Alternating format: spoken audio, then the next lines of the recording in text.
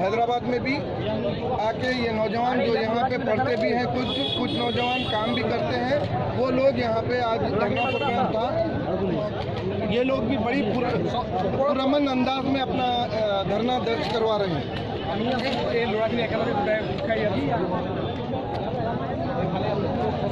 क्या साहब एक आवाज होके बोलिए आप लोग, क्या मुसलमानों को जो धोखा देने के लिए వేదిక ద్వారా విజ్ఞప్తి చేస్తూ తెలియజేసుకుంటున్నాను.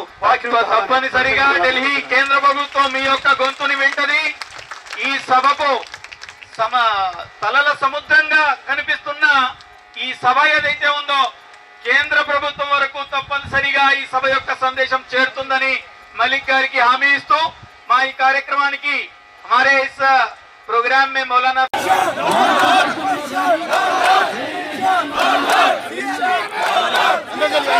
अरे यारो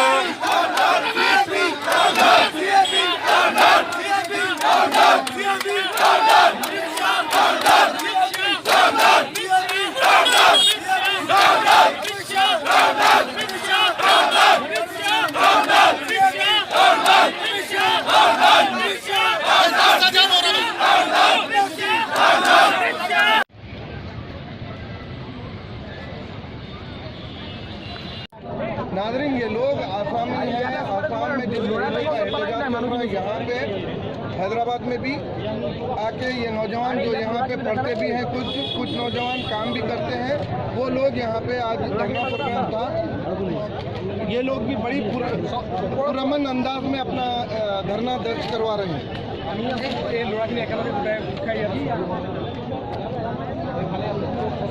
क्या साहब एक आवाज होके बोलिए आप लोग, क्या मुसलमानों को जो धोखा देने के लिए వేదిక ద్వారా విజ్ఞప్తి చేస్తూ తెలియజేసుకుంటున్నాను.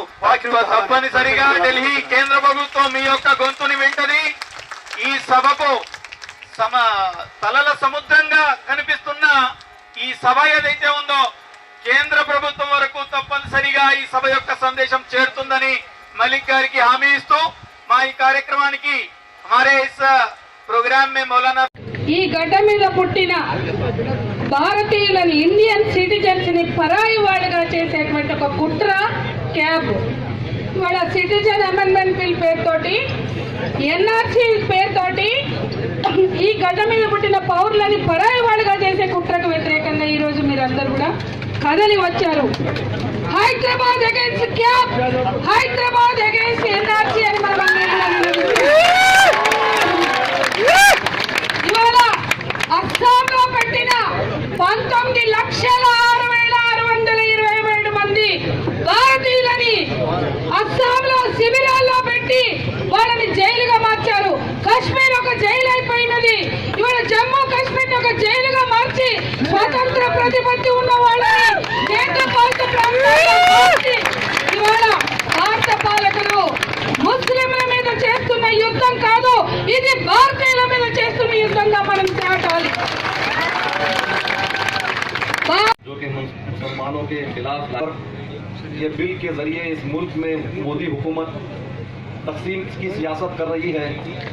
इस बिल के जरिए जो एक्ट बन चुका है, ये हुकूमत मुसलमानों को यहाँ से भगाने की कोशिश कर रही है। लेकिन इस मुल्क से मोहब्बत मेरा ईमान का हिस्सा है। इस मुल्क से मोहब्बत मेरा इस्लाम सिखाता है कि अगर आप अपने मादरे वतन से उसका तहफ़्फ़ुज़ करने के लिए अपनी जान और माल की भी कुर्बानी देनी पड़ेगी।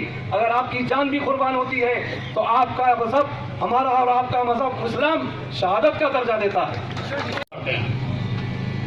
और जो लोग बेसब्रे हो जाते हैं, इश्तियाल में आ जाते हैं, आसानी के साथ में मुश्तइल हो जाते हैं, फ़रोग़ हो जाते हैं, वो लोग क्या करते हैं, अपना कंट्रोल दूसरों के हाथों में दे देते हैं।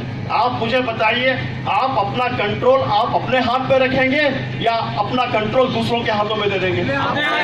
अपने हाथ में इंशाल्लाह कंट्रोल रखेंगे और रखते हुए हम इसको पुरअमन तरीके से इंशाल्लाह हम इस मूवमेंट को चलाएंगे। इस मौके पर जमात इस्लामी हिंद के कॉल पर यहाँ बहुत से लोग, मर्द और ख़वातीन और बहुत से दलित अंजुमने, SC STs की अंजुमने और लेफ्टिस्ट ग्रुप्स, PDSU के लोग और मुख्तलिफ जमातों और तहरीकों के यहाँ पर नुमाइंदे और उनके सरबराहान यहाँ पर तशरीफ लाए, मैं उन सब का ममनू और मशकूर हूँ। और आप लोगों ने इतनी बड़ी तादाद के अंदर यहाँ शिरकत करते हुए अपनी हमियत का सबूत दिया। अगर अपनी हमियत का सबूत नहीं देंगे तो आप पुछकर रह जाएंगे। और यकीन मानिए कि जो लोग आवाज़ नहीं उठाते उन लोगों की आवाज़ों को दबा दिया जाता है, और जो लोग आवाज़ उठाते हैं किसी के अंदर ये ताकत नहीं है कि किसी की आवाज़ को दबाया जा सके। कितने लोगों की आवाज़ को दबाओगे, कितने लोगों को जेलों में रखोगे, कितने लोगों को जेल में खाना खिलाओगे? हर एक उनसे मुमकिन भरेंगे इंशाअल्लाह हम। और इस कानून को हम मुस्तरद करते हैं। एनआरसी और ये सिटीजनशिप अमेंडमेंट एक्ट वो तेलंगाना में लागू नहीं होगा, वो तमिलनाडु में लागू नहीं होगा, वो केरला में लागू नहीं होगा, वो बंगाल में लागू नहीं होगा। इस तरह 19 स्टेट्स के अंदर वो इंशाल्लाह लागू नहीं होगा। और सब लोगों से खास तौर पर हम केसीआर साहब का शुक्रिया अदा करते हुए एक और मुतालबा करते हैं कि वो असेंबली के अंदर ये रेजोल्यूशन पास करें, ये करारदाद पास करें कि सिटीजनशिप अमेंडमेंट एक्ट और एनआरसी को हम यहाँ पर लागू नहीं करेंगे। ये आपको करना होगा। और हम उम्मीद रखते हैं हमारे हरदिल अजीज चीफ मिनिस्टर से कि वो ज़रूर हमारा साथ देंगे। हमारा साथ देना क्या है? आपका अपना साथ दे लेना है। अगर भूल जाते हैं तो हमको मालूम है और भी रास्ते क्या इख्तियार करना है, तो इंशाल्लाह हम इख्तियार करते रहेंगे। लेकिन हम सब लोग इस मौके पर मुत्तहिद रहेंगे, सब लोग यूनाइट रहेंगे। और इस मौके पर हमारे प्रोफेसर कोदंडराम साहब TJS के वो तशरीफ लाए।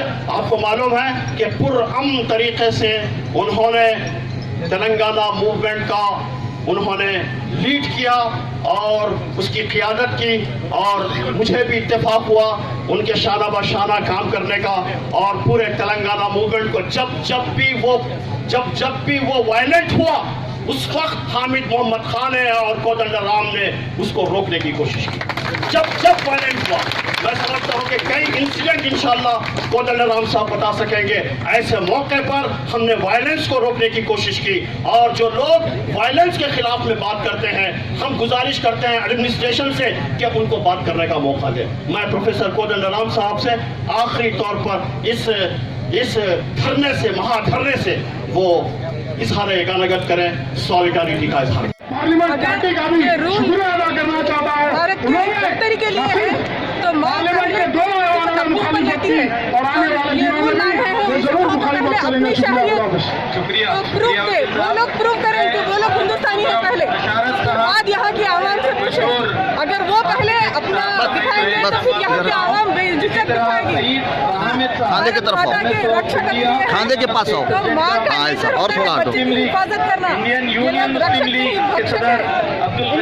कि अपने शहरियों की हिफाजत करें, ना कि इनको ले जाकर जेल में डाले, डिटेंशन सेंटर में डाले। माँ अपने बच्चों की हिफाजत करती है, भारत माता है ये, इसका नेचर मत बदलिए। हम इस प्रोग्राम को आगे ले जाते हुए 16 years अभी not even completed 16 I'm just 16 running। अगर मेरे दिमाग में ये बात आ सकती है, इतनी कम उम्र में ये बात आ सकती है, तो आप लोग के दिमाग में ये बात क्यों नहीं आ सकती? अगर दिमाग में बात आ भी सकती है तो आप लोग इसे बोल क्यों नहीं सकते? डर रहे क्यों है आप? आज़ादी पाइए, हमें आज़ादी हमें मिली 70 years पहले हमें आज़ादी मिल चुकी है। लेकिन मैं अभी भी ये कह सकती हूँ कि हमें अभी आज़ाद नहीं है, हमारे हमें अभी आज़ादी नहीं मिली है। अपने वतन की वफादारी करते हुए इंशाअल्लाह हर किस्म की कुर्बानी। मैं पढ़ रही हूँ कि सिटीजनशिप में कुछ भी डिस्क्रिमिनेशन नहीं होना चाहिए, तो ये क्यों डिस्क्रिमिनेशन हो रहा है?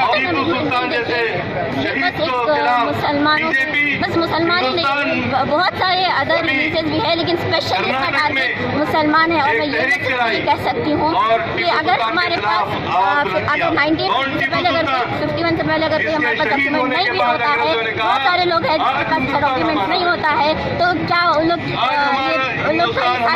है कि लोग इंडियन वो टैक्स प्रॉपर पे करते हैं, सारे इंडियन ड्यूटीज और ड्यूटीज प्रॉपर कर। ये बिल पास हो चुका है, तो हम पहले से हमारी तरफ से जैसे कि बिल की हैसियत है इसकी, और जो चाहते हैं कि इंडिया बढ़ जाए, रिलीजन्स में बढ़ जाए, उन लोगों के लिए बेशक ये एक्ट है, लेकिन हम चाहते हैं कि इंडिया के सेक्युलरिज्म बरकरार रहे।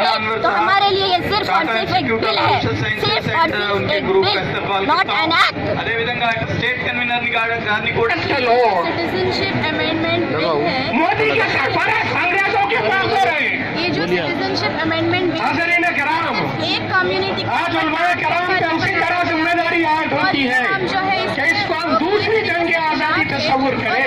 ये अंग्रेजों के खिलाफ भी ये